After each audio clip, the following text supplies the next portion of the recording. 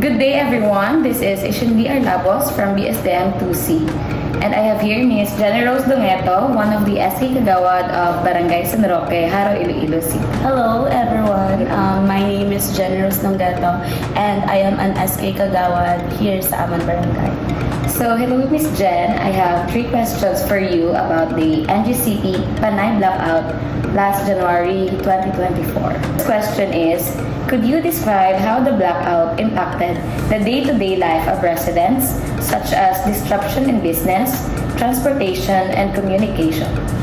So, nagliligan yung mga pinula na ka-experience sa power interruption, including ang Amon Barangay. So,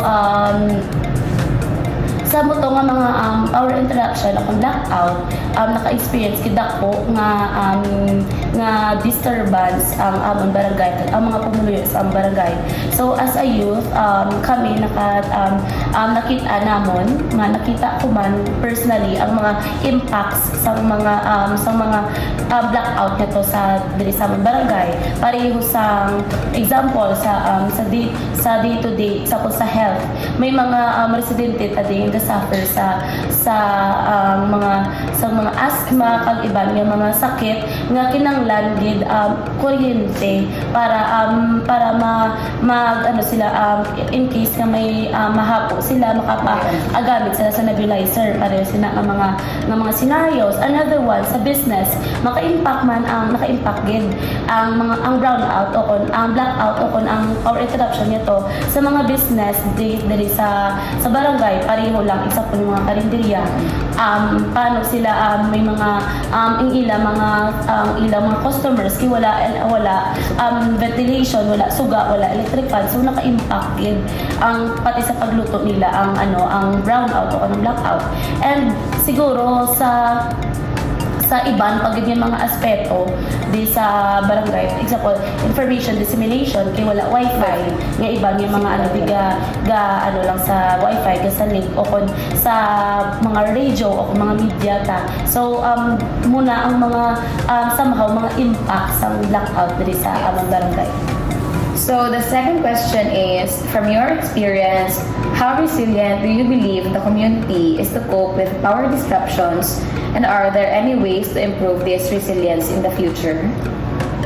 So sa mo to nga mga brownout, personally ang makita ko nga kung paano nag-cope up ang mga residente sa mo to nga mga blackout is ang una nangita sila paagi paano sila magaan sang ventilation nga imo to amo ginang isa sa mga sa epekto sa brownout gid mo ang kulang ta sa naginutan ta muna nga wala suga, pero ang ginobra sa mga residente syempre kung gabi hasta magkaagahon kung iban nga blackout kung gabi kung iban may kaagi nga almost 24 hours nag-agi ang power interruption. So nagwa ang mga residente sa ilang mga panimalay para mahanginan sila kag somehow masanagan sang mga kadua naging resilient sila kay ang barangay council ang barangay may program sila o kung may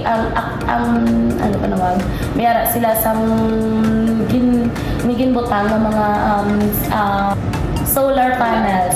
So, may mga solar panel na install ang barangay, especially ang barangay council with the help of our barangay captain nga nakabuligid sa nga magsanag ang barangay despite nga may mga power interruption nga natabo. And ang muli nga mga steps, ang muli nga mga ways or resiliency nga ginhimo sa mga residente ma-improve pa ni sa future if may muni man nga hitabo o kung may power interruption man may mahitabo sa future nga sa muni maging strong na sila balakag mangita na sila ways nga ay may ara na sila mindset nila nga possible ni matabo sa future ang muni nga scenario. So maka-obra na sila sang ways nga para mas mahapusan pagin sila in times of this difficulty. In the event of another blackout, what steps would the barangay advise residents to take to ensure their safety and well-being? Hindi lang ko sure if nakapagwa ang ating government o ng national na kung mga steps o kung mga guidelines kung ano ang paano ma-cope up sa mga residents ang mga hitabo parehas ang power interruption. I'm not sure lang.